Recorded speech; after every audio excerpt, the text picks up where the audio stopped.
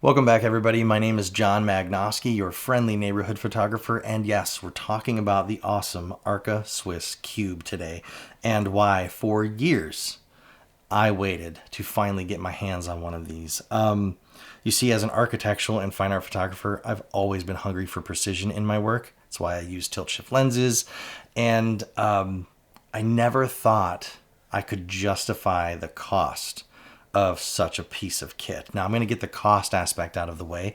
This particular unit that I'm holding on to right now will set you back around $1,500 US. And you might think, why would I even want something like that? The real reason is because precision. Arca Swiss is designed with precision in mind. So instead of investing in more glass or another camera, I decided to finally invest in the Arca Swiss Cube, and I'm so glad that I did. And I wanted to share with you all my experience using this in the last few months and why I really wish I would have purchased this much sooner.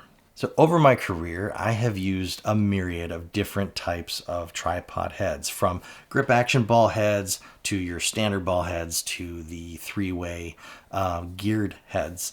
And while I would say that the closest thing to the Arca Swiss is a three-way head, none of them give me the precision that I want. And I have found that the ball head seems to be the most versatile type of tripod head for a variety of uses. And I believe it's one of the reasons why it's so ubiquitous as a head that's out there.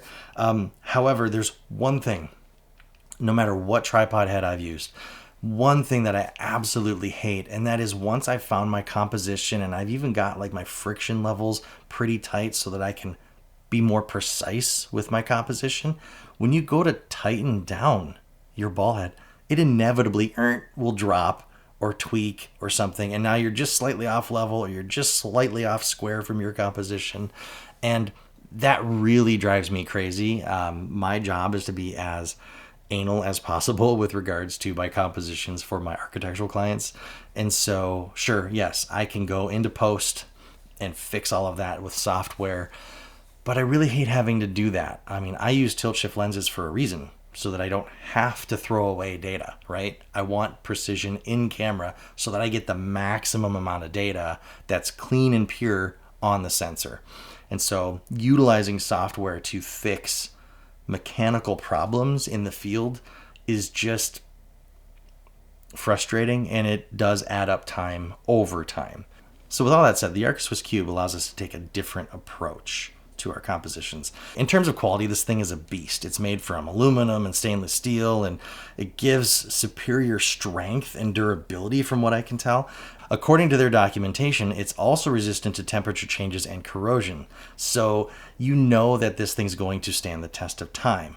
So that fear of how much money you're going to invest in something like this starts to dissipate when you realize that this piece of equipment is going to last. They've implemented adjustable knobs along with these friction controls for each axis. Now these knobs are rubberized for excellent grip, and they work great in the winter. And everything is super smooth and geared so that you can not only get your camera perfectly level, but you can also fine tune and dial in your precise composition. And of course, you have the spirit levels on the top to help you level your camera as well on both axes. Now I know modern cameras have built-in levels. I have found in my experience they're just not as accurate as you would assume, and I have learned to actually not fully trust them. Now you may be wondering, how does this work in actual use? It looks like it would be much slower than a ball head or even a three-way geared panning head, but I found in practical use this isn't much different at all from using a traditional ball head while out in the field. So once this is attached to your tripod, you simply loosen the base with this knob to rotate the cube and obviously your camera in the direction of the scene or subject that you wish to photograph. Then lock that down and you begin adjusting your vertical and horizontal axes to ensure a perfectly level platform for the panning portion of this head. Then you can rotate your camera in any direction using the rotating top plate. Now the version that I ended up buying is the geared panning version, and I bought that for one specific reason. As I was testing both the non-geared and the geared, I noticed that on the non-geared version, that when I went to go and tighten that down, the plate would shift to the left and rotate my camera to the left ever so slightly. And again, the whole purpose of this is precision, right? And so that got under my skin. I think for the majority of people, they wouldn't notice it, but it was enough for me to be like, wait a second, I'm going to be spending this kind of money on a head. I don't want there to be any movement in any way, shape, or form. And so I ended up going with the geared version so that I could quickly, using this lock collar, quickly pan my composition where I needed it to, and then fine tune it with the geared adjustment. So who exactly is this for? Well, I think you already know. You know that if you need this or not. And if you're the type of photographer who requires absolute precision and control in your compositions, I would not hesitate. Get this head. Don't even think about it. You'll thank me later.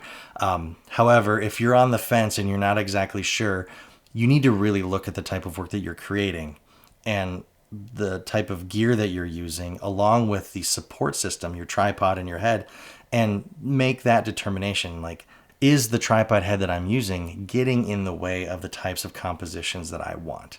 If you want massive control over your compositions, then the Arca Swiss is definitely for you, and you should invest in it. If you're the type of photographer who's just a hobbyist and you look at these things and you're like, ooh, that's a cool toy, and I want something that's cool and good, please don't buy it.